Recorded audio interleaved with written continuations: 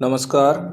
तो आज के लेक्चर में हम देखेंगे एसोसिएशन बिटवीन द करेक्टर्स, मतलब दो करेक्टर्स के बीच में किस टाइप का रिलेशन है। अब रिलेशन इन द सेंस आप जानते हो कि रिलेशन को हम किस में देखते हैं, कोरिलेशन में। कोरिलेशन में अब कोरिलेशन आप सबको पता है कि कोरिलेशन या तो हो सकता है पॉजिटिव, या हो सकता है नेगेटिव, या फिर हो सकता है नो कोरिलेशन। तो उसी को बेस मानते हुए हम देखते हैं कि जो दो करेक्टर है, मान लो दो करेक्टर है, उन दो करेक्टर के बीच में आपस में किस प्रकार का एसोसिएशन है, उसको बोलेंगे हम एसोसिएशन बिटवीन द करेक्टर्स। अब इसके कारण हो सकते हैं, इस जो कोरिलेशन है, दो करेक्टर्स के बीच में कोरिलेशन है, उसका कारण क्या क्या होता है, उसको अगर हम क्लासीफाई करें तो उसमें हो सकता है कॉज ऑफ कोरिलेशन। ये दो प्रकार से हो सकता है, ठीक है। एक हो सकता है जेनेटिक और दूसरा हो सकता है एनवायरमेंट। अब जेनेटिक में हम यहाँ तीन प्रकार के पढ़ेंगे, उसमें हम देखेंगे प्लियोट्रोफी, दूसरा हम देखते हैं लिंकेज, और तीसरा हम देखेंगे हेटेरोजाइगोसिटी। ठीक है, तो हम सबसे पहले देखते हैं प्लियोट्रोपी।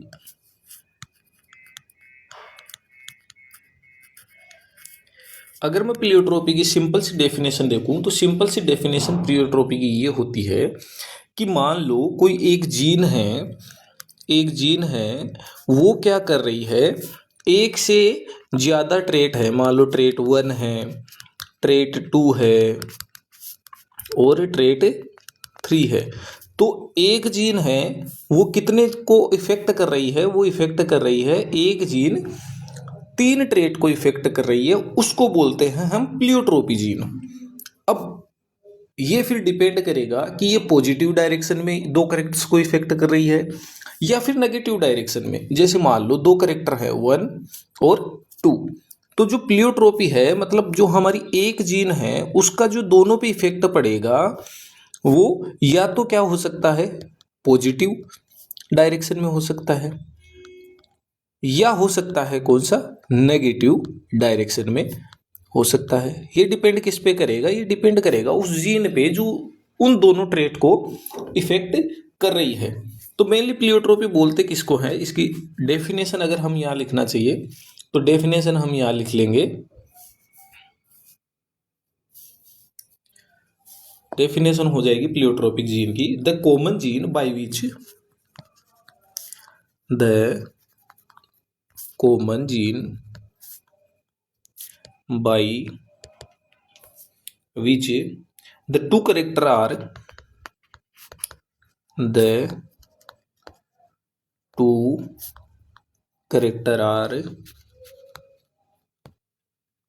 affected cause correlation। अब यहाँ पे एग्जाम्पल क्या लेंगे, एग्जाम्पल जैसे मान लो गुड एक जीन है वो है सिकल सेल एनीमिया, एक एग्जाम्पल हो जाएगा सिकल सेल एनीमिया। मतलब कोई भी अगर एक जीन में कोई परिवर्तन आता है, आपने देखा होगा कि जो ग्लूटामीन है, ग्लूटामीन की जगह वेलिन रिप्लेस हो जाता है। जब ग्लूटामीन की जगह क्या रिप्लेस हो जाता है, वेलिन रिप्लेस हो जाता है, तो क्या हो जाता है, सिकल सेप की क्या हो जाती है, आरबीसी हो जाती है। तो उससे क्या दिक्कत आता है, उससे O2 कैरिंग कैपेसिटी क्या हो जाती है, कम हो जाती है। O2 कैरिंग कैपेसिटी कम हो गई तो हाइपोक्सिक कंडीशन अपने शरीर में डेवलप हो जाती है, या फिर हम कह सकते हैं कि एक प्रकार का एनीमिया हो जाता है जिसको बोलते हैं सिकल सेल एनीमिया। दूसरा एग्जाम्पल हम लेंगे, दूसरा एग्जाम्पल हम इसका ले सकते हैं halothane gene in pig, halothane gene in pig. तीसरा एग्जाम्पल है double masculine gene in cattle, double masculine gene in cattle, ये है। ठीक है, अब मान लो इसके अलावा लेना चाहिए अपन सिंपल से एग्जांपल से समझे कि मान लो एक जीन है, वो किसके लिए रेस्पॉन्सिबल है, वो है ग्रोथ के लिए रेस्पॉन्सिबल है। तो वही जीन किसके लिए रेस्पॉन्सिबल होगी, वेट के लिए भी। अब हम दोनों को पता है या हमारे को पता है कि जो वेट है और जो ग्रोथ है ये एक दूसरे से क्या है, पॉजिटिवली कोरिलेटेड, पॉजिटिवली कोरिलेटेड। तो इससे मोटा मोटा हमको ये पता चल रहा है प्लियोट्रोपी कि जो प्लियोट्रोपी है वो या तो पॉजिटिव डायरेक्शन में इफेक्ट करेगा, पॉजिटिव डायरेक्शन में इफेक्ट करेगा किसी भी दो करेक्टर्स को, या फिर नेगेटिव को डायरेक्शन में, नेगेटिव डायरेक्शन में इफेक्ट करेगा। ये इससे बात पता लग रही है। दूसरा आता है लिंकेज। लिंकेज, लिंकेज का मोटा मोटा मतलब ये है कि कोई भी जीन एक सिंगल क्रोमोसोम पर, मान लो ये क्रोमोसोम है, इसके एक लोकस पर पास पास कोई दो जीन स्थित है, तो वो क्या होती है, इनहेरिट भी क्या होगी, साथ साथ होगी। जब इनहेरिट साथ साथ होगी तो उसका जो इफेक्ट है, उस जीन का इफेक्ट है या उन जो दोनों जीनों का इफेक्ट है वो आपस में कोरिलेटेड होगा, मतलब वो अपना जीन शो करेंगे। इसलिए बोलते हैं कि the linkage is word use to designate the presence of two gene located adjacently on the same chromosome with their tendency to inherit together. समझ गया? इसकी लिंकेज में क्या होती है, genes which have tendency to inherit together। ठीक है, मतलब वो जीन जिसकी टेंडेंसी होती है कि वो साथ में एक जनरेशन से दूसरे जनरेशन तक जाएगी। लेकिन इसमें हमने देखा है कि मान लो एक जनरेशन से जब हम दूसरे जनरेशन तक जाते हैं तो उस दौरान क्या होता है, उस दौरान हमने देखा था कि क्रॉसिंग ओवर होता है। और ये जो क्रॉसिंग ओवर है वो किसका दुश्मन है, वो है लिंकेज का दुश्मन। तो क्या होगा, एक पीढ़ी से दूसरी पीढ़ी में जाएंगे, दूसरी पीढ़ी से तीसरी पीढ़ी में, तो क्रॉसिंग ओवर होगा ही होगा। तो एक प्रोबेबिलिटी ऐसी भी आएगी कि मान लो जो दो लिंक आपस में, जो दो जीन आपस में लिंक थी, वो क्रॉसिंग ओवर से कभी ना कभी तो क्या होगी, सेपरेट होगी। ठीक है, तो आफ्टर फ्यू जनरेशंस या after gradual generations the linkage will be reduce. ठीक है, ये मोटी मोटी बात है।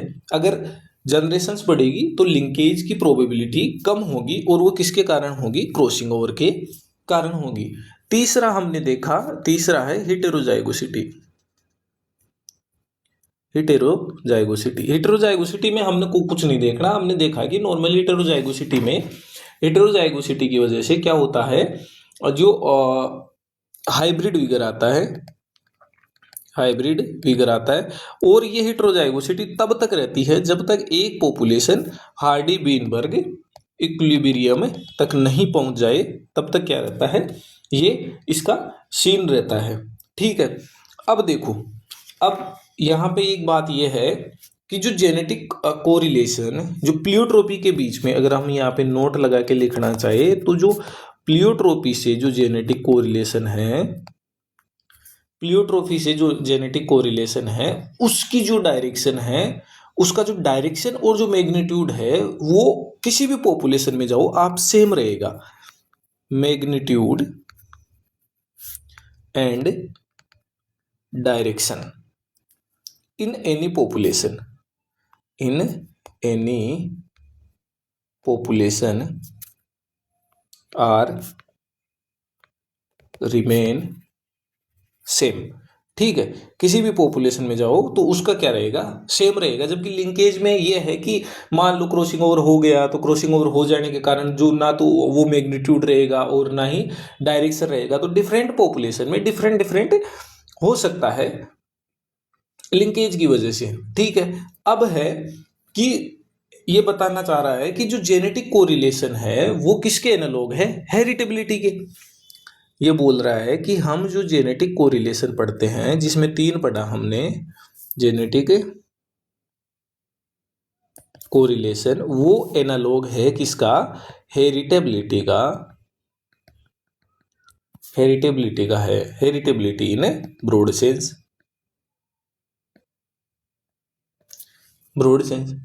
ऐसा क्यों है, क्योंकि जो हेरिटेबिलिटी है या फिर जो जेनेटिक कोरिलेशन है वो खाली एवरेज इफेक्ट, जीन्स के एवरेज इफेक्ट पे डिपेंड नहीं करता है, जबकि वो नॉन एलिलिक इफेक्ट जैसे डोमिनेंस या एपिस्टेसिस इफेक्ट पे भी क्या करता है, प्रेजेंट रहता है।